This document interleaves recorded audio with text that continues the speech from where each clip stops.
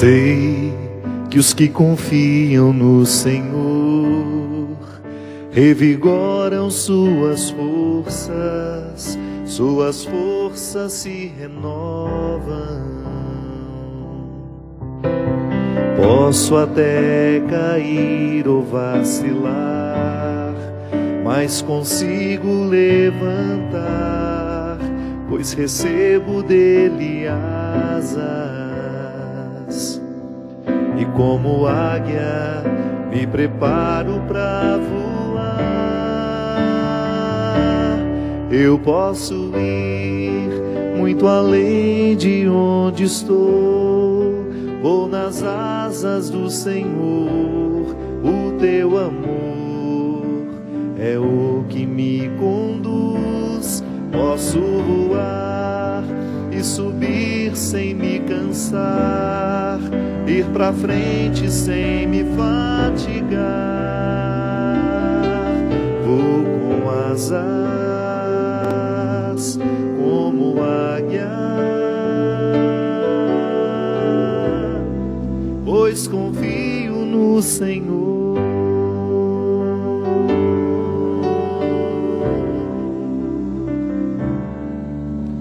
Sei que os que confiam no Senhor revigoram suas forças se renovam. Eu posso até cair ou vacilar, mas consigo levantar, pois recebo dele asas. E como águia me preparo para voar. Eu posso ir muito além de onde estou. Vou nas asas do Senhor. O teu amor é o que me conduz. Posso voar e subir sem me cansar, ir pra frente sem me fatigar. Vou com asas como águia, pois confio no Senhor.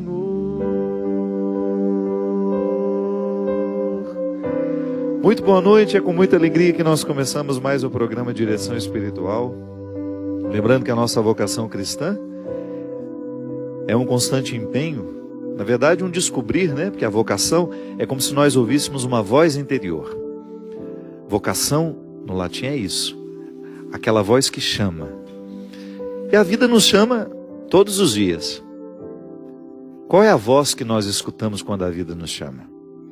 Tudo vai depender do lugar onde a gente cresceu, das pessoas que nos influenciam, dos livros que a gente leu, não é assim? A voz nos chama de acordo com as realidades, com as situações, com os contextos. É por isso que a gente sempre, quando quiser compreender uma pessoa, você tem que olhar para o lugar onde ela vive, o lugar onde ela nasceu, a estrutura familiar que ela teve. A psicologia nos ensina que ninguém é por acaso. Então nós escutamos a voz que está internalizada em nós. É claro que eu não estou falando aqui de uma vocação mística, quando nós descobrimos quem somos e o que devemos fazer com aquilo que somos. No meu caso, que decidi ser padre, ouvi desde criança que Deus nos chama a uma determinada missão específica. Estou falando dessa vocação à vida. É uma voz que nos chama com vozes diferenciadas. A voz que me chama, a voz que chama o Christian, a voz que chama você, eu não sei qual é. Tudo vai depender do nosso contexto, de quais são as situações que nos influenciam, quais são as pessoas que têm uma autoridade sobre nós. Eu sempre gosto de falar isso. Nós obedecemos sem nenhum esforço àquelas realidades, àquelas pessoas que possuem uma autoridade afetiva sobre nós. O que é a autoridade afetiva? É aquela voz que tem o poder de mover as nossas emoções.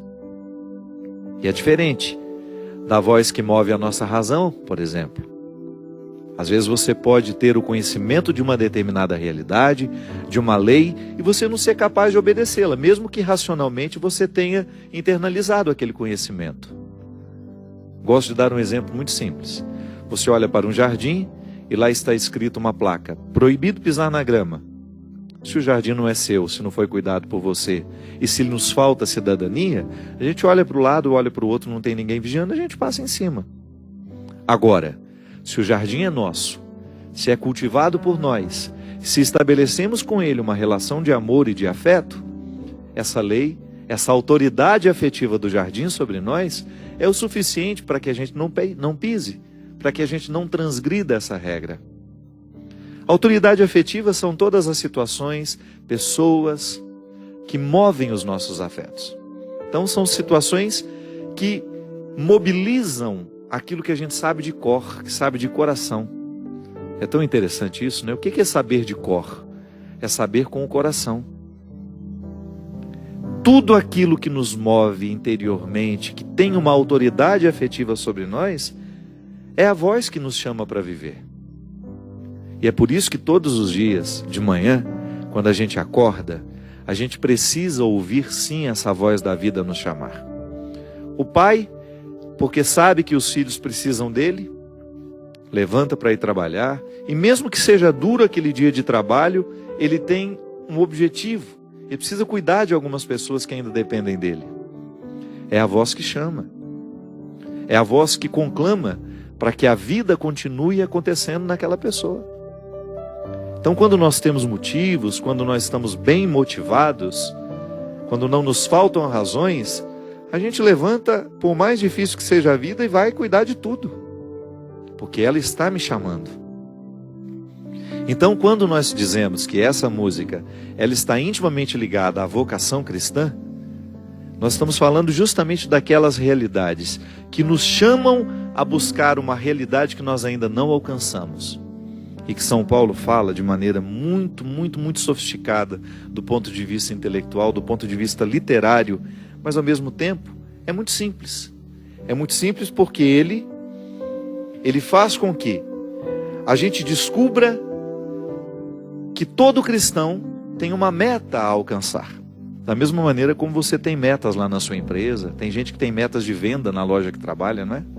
Tem gente que tem metas no banco onde trabalha. Eu preciso alcançar aquela meta. São Paulo nos propõe uma meta. Se ressuscitastes com Cristo, buscai as coisas do alto, onde Cristo está entronizado à direita de Deus.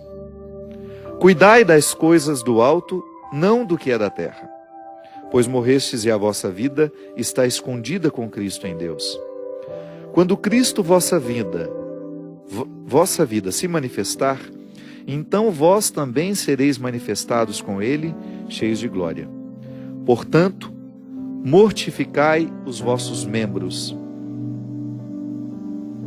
Isto é, o que em vós pertence à terra, imoralidade sexual, impureza, paixão, maus desejos, especialmente a ganância, que é uma idolatria. Estas coisas é que provocam a ira de Deus. Foi assim que vós também procedestes outrora, quando vivias nessas desordens. Agora, porém, rejeitai tudo isto: ira, furor, malvadeza, ultrajes, e não saia de vossa boca nenhuma palavra indecente. Também não mintais uns aos outros, pois já vos despojastes do homem velho e da sua maneira de agir. E vos revestistes do homem novo, o qual vai sendo sempre renovado à imagem do seu Criador, a fim de alcançar um conhecimento cada vez mais perfeito. Bonito demais isso, né? Ao mesmo tempo que é bonito, é também muito difícil de viver. Talvez o encanto da palavra esteja aí, em nos propor valores que nós ainda não alcançamos. São Paulo, ele fala de maneira muito concreta de todos os vícios humanos, né, que porventura possam ofuscar a vida de Deus em nós. A vida de Deus em nós, que todos nós temos, isso é, esse sopro inaugural que nos faz ser quem a gente é. Deus não nega ninguém.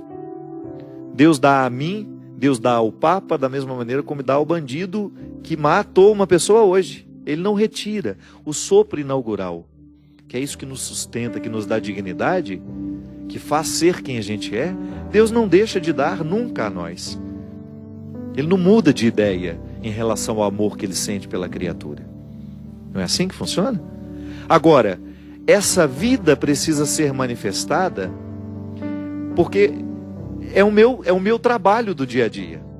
É o seu trabalho. Fazer com que este sopro que nos foi dado fique transparente para o outro. Para que essa vida de Deus em nós não fique oculta. E o que pode ocultar a vida de Deus em nós? É o nosso jeito de ser.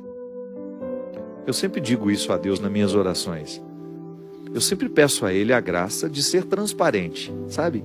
Para que eu tenha cada vez mais na minha vida condições de oferecer a Ele o meu corpo, o meu jeito de ser, o meu caráter, para que Ele possa agir através de tudo isso. Você já parou para pensar que muitas vezes Deus não pode agir na história por causa do nosso mau caratismo? Deus muitas vezes não tem oportunidade de agir na vida de uma família por causa da conduta daquela família? Porque ele não pode entrar quebrando as paredes e obrigando as pessoas a serem boas. Não, a bondade será sempre uma proposta. Deus não nos obriga a ser fiéis àquilo que a gente assumiu. Deus não nos obriga a amar. Agora, a partir do momento que eu permito que essa vocação, a essa bondade, a esse amor que está em mim, que está em você, seja cultivada de maneira responsável por nós, aí sim Ele começa a ter um espaço maravilhoso na nossa vida, na nossa casa, no nosso ambiente de trabalho. É por isso que onde existir uma pessoa transformada pelo Evangelho, verdadeiramente transformada, eu não estou falando daquela hipocrisia que muitas vezes a gente usa para poder fingir que somos cristãos, para poder ficar parecendo bonitinho na foto, não. Eu estou falando quando nós identificamos que o nosso caráter está configurado na pessoa de Jesus. Quando nós já somos capazes de perceber a maldade que a gente realiza e volta atrás e pede perdão e recomeça. Quando nós somos honestos o suficiente com os sentimentos mesquinhos que nós alimentamos. Quando nós somos honestos com a crueldade que nós praticamos uns com os outros. Quando eu não coloco lá um mantinho de santidade em cima daquilo que é podre. Quando nós somos honestos o suficiente, Deus tem uma oportunidade maravilhosa de transformar o mundo através de nós. Transforma o mundo através das nossas atitudes. Sabe, minha gente, eu fico pensando que hoje nós temos uma carência tão grande de gente honesta no mundo. E olha que nós nem estamos falando de religião não, viu? Estamos falando de valores humanos que a gente deveria aprender dentro de casa. Antes de sermos religiosos, nós já deveríamos ser honestos. Antes, ainda que eu fosse um ateu, eu não estou desobrigado da honestidade. É um valor humano, é uma questão cívica, é uma civilidade que nós precisamos exercer uns com os outros. É por isso que para mim, lá no Congresso Nacional, nós temos agora a bancada dos evangélicos, a bancada dos católicos, a bancada... Isso não faz diferença em nada se esses homens e mulheres não forem honestos. Porque eu posso dizer cristão e ser um safado. Vou usar do meu cristianismo como uma carcaça para lhe convencer na época das eleições e depois vou hipocritamente roubar os cofres públicos ou me ajuntar àqueles que são criminosos, àqueles que desviam dinheiro que deveria estar sendo aplicado na saúde, no saneamento básico das nossas cidades. Por isso que eu não fico nem um pouco enganado em período de eleição, quando eu vejo aquelas, eu sou o pastor fulano de tal, eu sou o padre fulano de tal. Claro, existem pastores e padres na política que são muito honestos. Graças a Deus o Evangelho está encarnado neles. Eu estou falando daqueles que se utilizam dessa carcaça cristã para poder buscar os seus interesses, para poder praticar as suas desonestidades, protegidos pelo mantinho que colocou de proteção, que não passa de uma hipocrisia. Aí Deus não tem oportunidade de agir nesses corações, e nem através desses corações.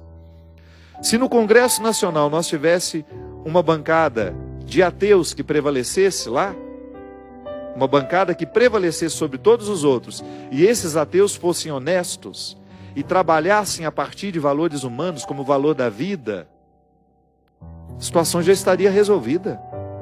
Vai praticar as suas religiões, vai viver a sua experiência de Deus, e isso não nos fará diferença.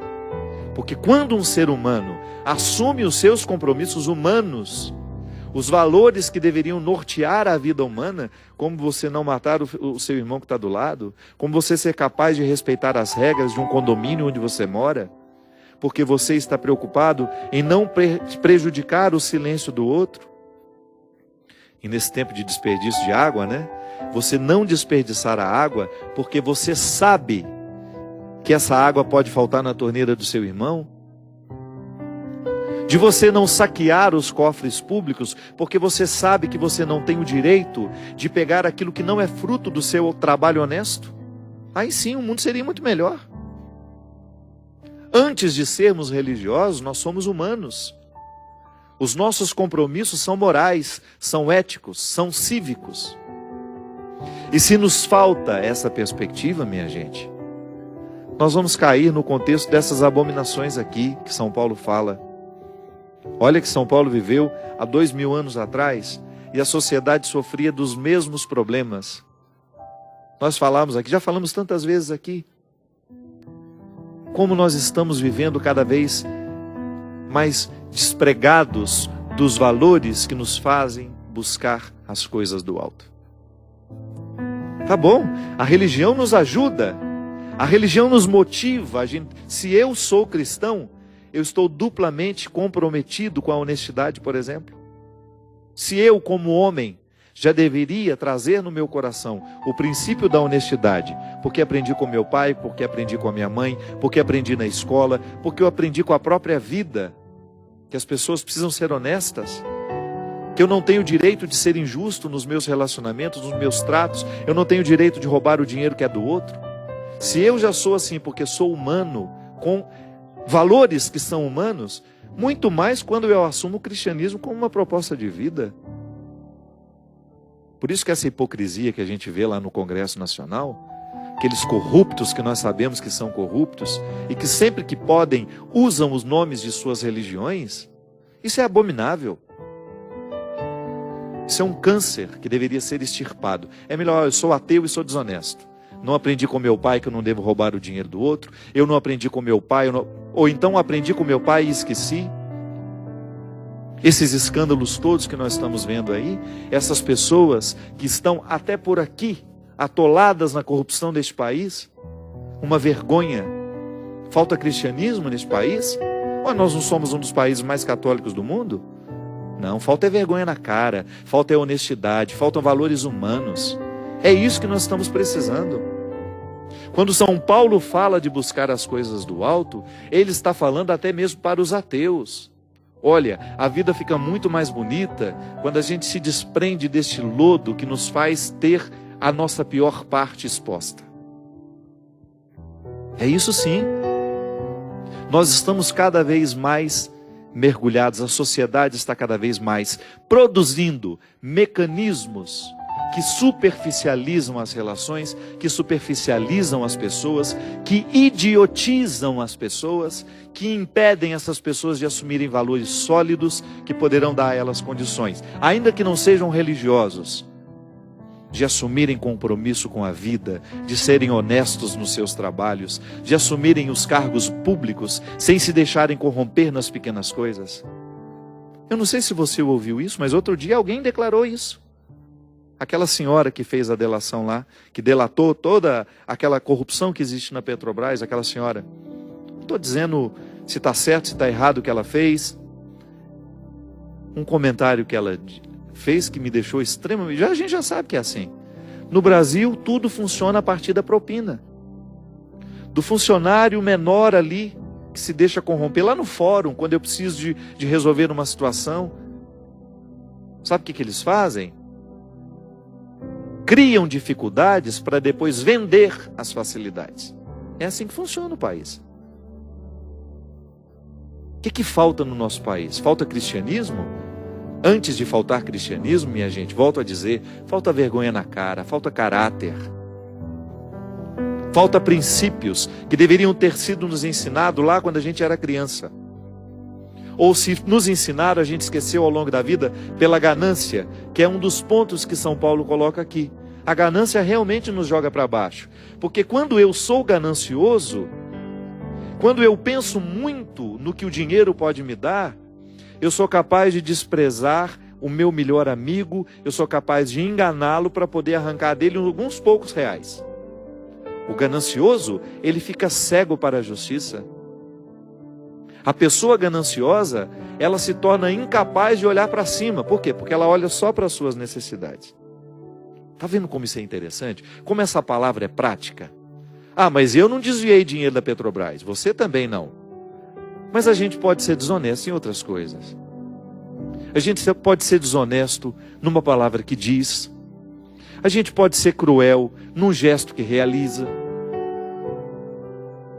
O que nos envergonha não são só os escândalos grandiosos que estão acontecendo hoje pelo Brasil afora, não, pelo mundo. Porque cada vez mais, volto a dizer, é impressionante como hoje a sociedade está caminhando cada vez mais para esse processo de superficialização, onde as pessoas se desobrigam de serem melhores. Então eu não estou desviando de dinheiro da Petrobras, você não está, mas nós estamos cometendo pequenas injustiças no nosso dia a dia.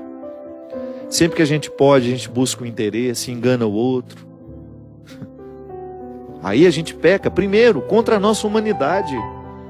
Porque o ser humano que realmente assume a sua vocação, isso é, essa voz que nos chama todos os dias, para que a gente possa trabalhar honestamente, não é nenhum problema você ter um bom carro, você ter uma casa bonita, você não vai para o inferno por ser rico não, viu? Quando Jesus dizia que é muito difícil um rico entrar no reino dos céus, é porque naquela época, ele convivia o tempo todo com os ricos que oprimiam os seus pobres. Não é nenhum problema você que é pobre, estudar, trabalhar para que você um dia tenha condições de ter uma boa casa, um bom carro, mas que isso tudo chegue até você através de um trabalho honesto. E que isso não lhe torne uma pessoa gananciosa, porque senão, ao invés de buscar as coisas do alto, você vai viver a pior de todas as misérias humanas. São misérias humanas que nos envolvem. Mas ao mesmo tempo a gente tem como meta alcançar as coisas boas. E a gente só alcança essas coisas boas à medida em que a gente se dispõe a lidar com esse coração tão cheio de fragilidades. Porque você pode me escutar falar assim, pode ser que eu esteja parecendo um moralista hoje, que subiu em cima dos meus defeitos para poder acusar os seus. Não. Nunca me senti nesse direito. Eu não me sinto melhor que ninguém. Eu não me sinto melhor que ninguém por causa do esclarecimento que às vezes eu tenho sobre algumas questões. Nós somos irmãos nas mesmas misérias. Só que há uma coisa que eu não deixo de perseguir, que é justamente a oportunidade de que Deus venha batizar as minhas misérias, venha derramar sobre elas uma água santa, para que eu tenha condições de olhar para elas de frente e permitir que essas misérias me ensinem sobre mim. Eu não quero morrer com essas misérias em mim, não. Você acha que eu também já não fui desonesto? Tantas vezes na minha vida eu pratiquei desonestidades, em pequenas coisas.